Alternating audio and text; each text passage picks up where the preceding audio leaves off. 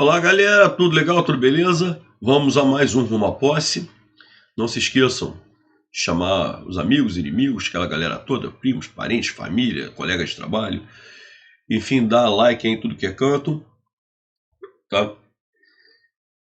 E hoje, o nosso tema, hoje a banca que eu escolhi aqui foi a Copese. Muitos alunos têm me perguntado sobre essa banca, Copese, que é lá do Piauí, da Universidade Federal do Piauí.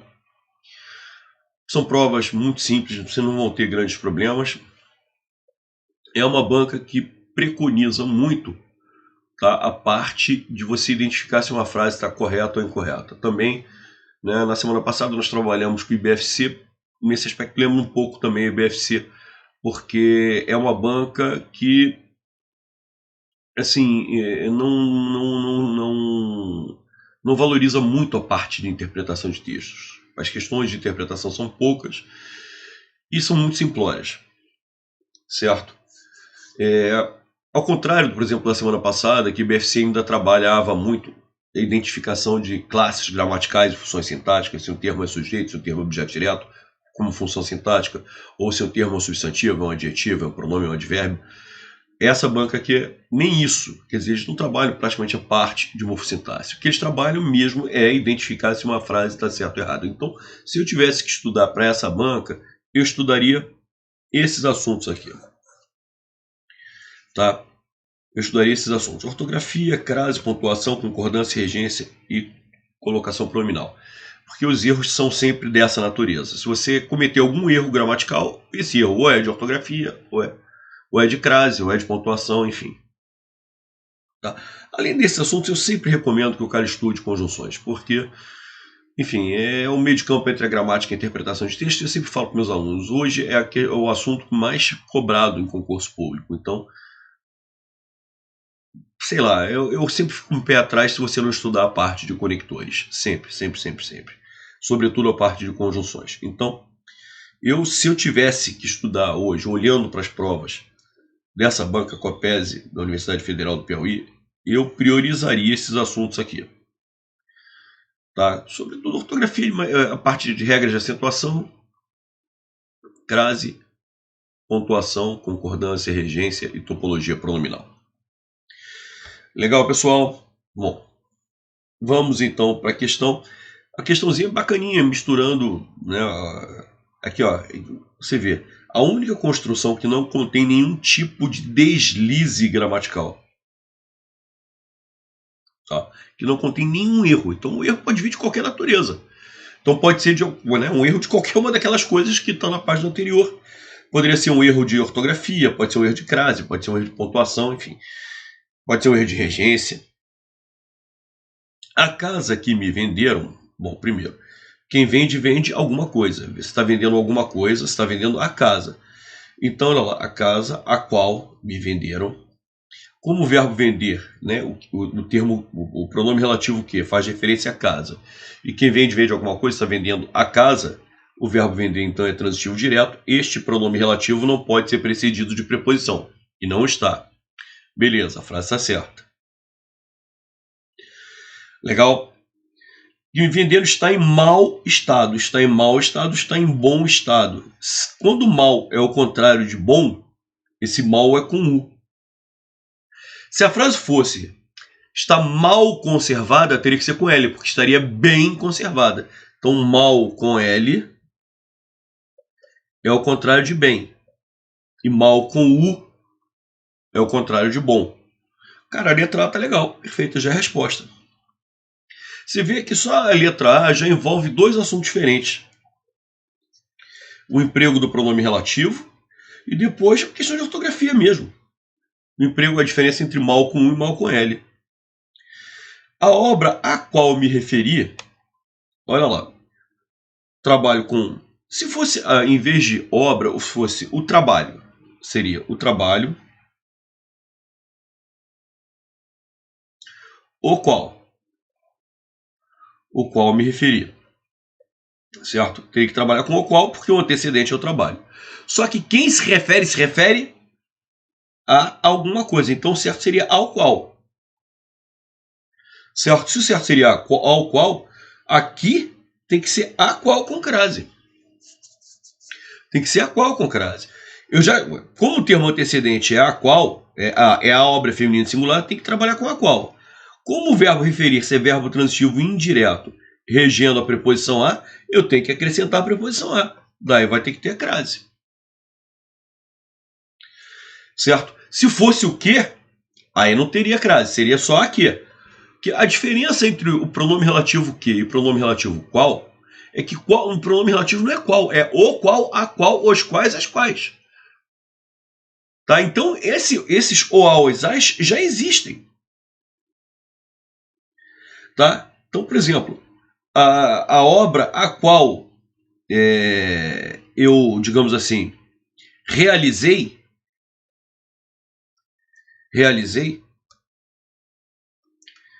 em vez de me referir, tá? Deixa eu abrir um espaço aqui. Então, se fosse a obra, realizei. Eu trabalharia com a qual? Porque a obra é feminino. Beleza. Só que quem realiza alguma coisa. O verbo realizar é transitivo direto. Então ficaria a qual sem crase.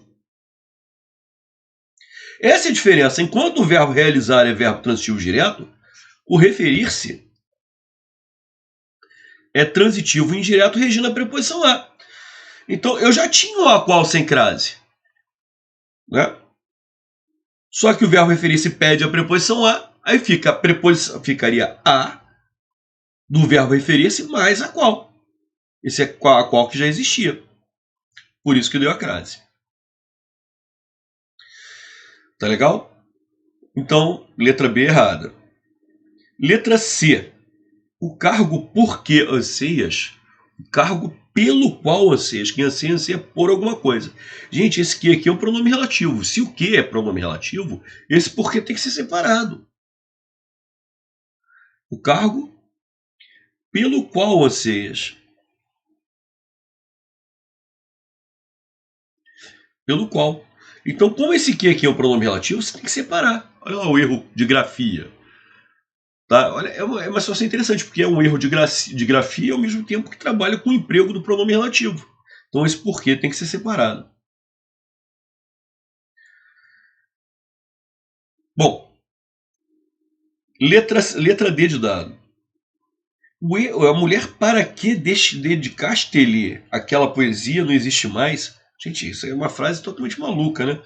Primeiro, se você colocasse aqui o erro, a mulher para quem dedicaste aquela poesia, cara, esse quem ou para que já está fazendo referência à própria mulher. Certo? Então, esse lhe aqui também está fazendo referência à mulher.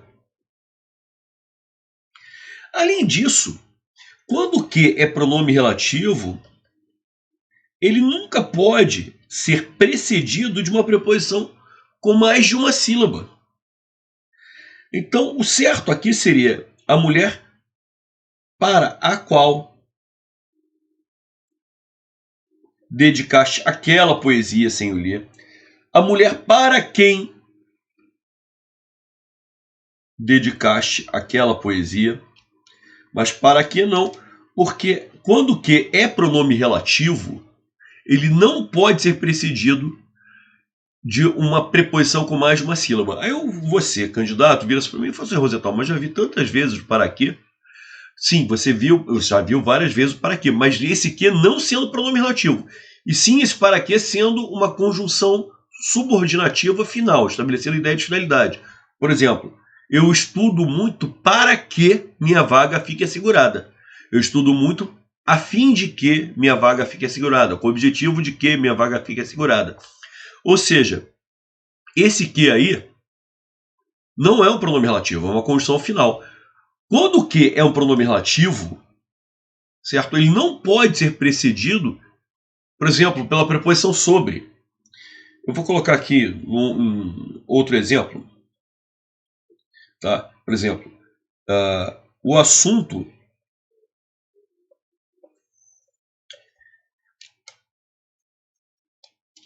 O assunto sobre que conversamos. O assunto sobre que conversamos